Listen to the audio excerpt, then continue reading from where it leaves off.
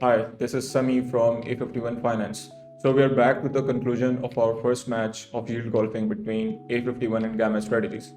So yield golfing is our campaign of comparing all the automated liquidity management platforms that are available, pitting them against each other, creating strategies that are very similar, so we can test how these protocols rebalance and how they deal with the divergence loss that is very frequent and in the AMM space.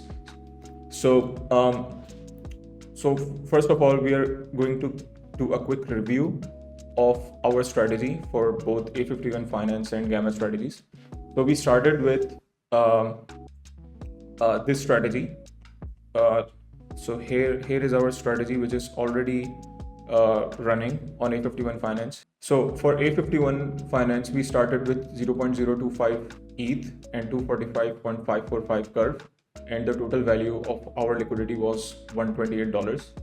And for Gamma, we started with 0.012 ETH and 370, more than 370 curve, which amounts to a total liquidity value of $128.18. So the DEX that we selected for this experiment was Uniswap V3, and the pairs were obviously ETH and curve. The other parameters for the strategy was the rebalancing was to be done for both sides, and the total capital was around $128. So due to the difference in the token quantities that we initially started with, this is not a direct apples to apples comparison, because the price change in one asset would impact differently for both strategies. So the main thing that we are looking for in this experiment is how that particular ALM manages rebalances, and how it manages to minimize divergence loss as much as it can. So let me give you a short overview of how rebalancing is done in both protocols. So in the case of A51 Finance, they follow trailing rebalancing, which basically means that as the price of the asset changes, the liquidity is not added in the middle of the active price range. It essentially follows the price as it goes up or down. So this is the something that is very unique to A51 Finance. In the case of Gamma, what they do is something called active rebalancing, which just means that the after the price moves out of range of liquidity, the liquidity is rebalanced and is added in the middle of the active price range. So this is one of the fundamental differences between both the protocols in terms of how they do rebalancing. So this would be something that would come into play when we review the data. So this is the brief recap of what kind of strategy we made and how both protocols do rebalancing. Let us review some of the data, how both protocols have performed. So we started the experiment on 4th September, and we were initially planning to end this experiment on 19th September, but we were not able to create the video in time, so we let the experiment run, but we did not collect the data. So this is 1st October right now, and we are now making the video. So we have data from 4th September to 19th September for both protocols, and then lastly we have the data for today, which is the 1st of October. So we can see here, let me take you through all the data points that we are collecting for this. In the first column, we have the HODL data, which just means that if we did not provide liquidity, how much we would end up with after this experiment in terms of dollar value. So in the case of A51 Finance, we have 0.025 ETH and 245 curve, and we can create the dollar value of this portfolio if we were not if we did not provide the liquidity. So this is the HODL value, and in the liquidity space, LPs often compare their yield or ROI against against the portfolio in which they would just HODL and not provide liquidity into any protocol. So this is the HODL, and we would be doing a comparison of the liquidity with this metric, and then we have the liquidity value. And for in this case, we every day we would just see how much liquidity value is showing up in that particular DApp, and we would just copy the data in our sheet. And in the third column, we have the fees that is being collected. So in the case of A51 Finance, we are able to collect this fee data, but in the case of Gamma, it does not provide you with this data. So, but we are going to talk about Gamma later. And here we have the 24-hour change in total value as the prices of the asset change. And then we have the 24-hour liquidity value change. And then we have the divergence in value of the current liquidity, the divergence in value of current liquidity versus the initial value. And then we have the comparison of the liquidity value against total value. So this is our most important metric, and we would be using this to compare the two protocols. And then we just have ETH price and curve price for all these days. The same is true for Gamma as well. Like I said, Gamma does not provide you with the data of how much fees your position is generating, so we are not able to capture that data, but all the other data points are the same for both protocols.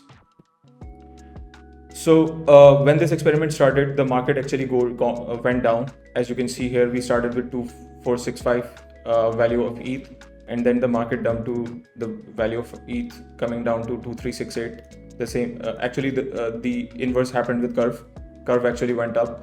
So this is what I'm saying. If the ratio of different assets in both positions in both protocols are different, this experiment would lead to different conclusions for some people.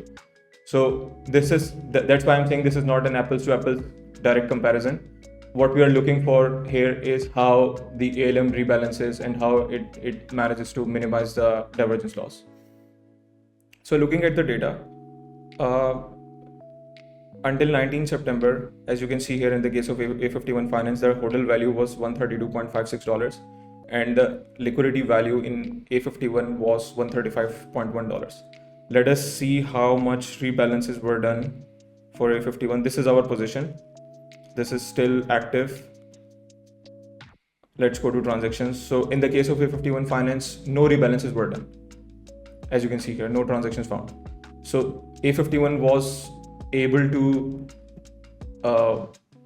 hold off on rebalances, which is very good, because if you are seeing your position, if you are seeing your assets value go down, you will see impermanent loss or divergence loss, to be more technical.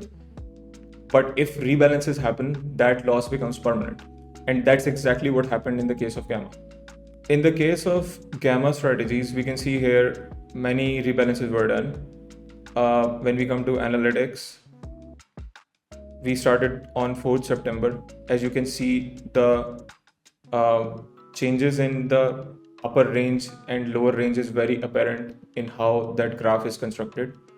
And you can see how the liquidity range is changing very frequently, actually.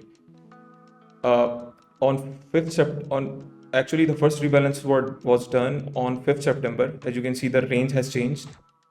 And another rebalance was done on September 7. Another was done on September 10, and so on.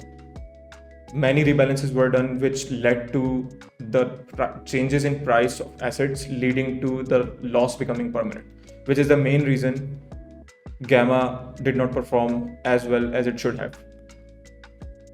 And because of how A51 does actual rebalancing, actually in the case of A51 Finance, we did not experience any rebalancing, so we cannot compare how the mechanism of rebalances would lead to the position's performance. So this is something that we would look out for in future experiments. But right now, no rebalances were done in the case of A51, and many rebalances were done, like more than 10 rebalances were done in the case of Gamma. But how the mechanism of rebalances would actually impact the liquidity position is not something that we were able to measure in this experiment. So in conclusion, A51 achieved 5.37% gain over the hodl value, which was our benchmark to start with. And Gamma actually was underwater with minus 5.7%.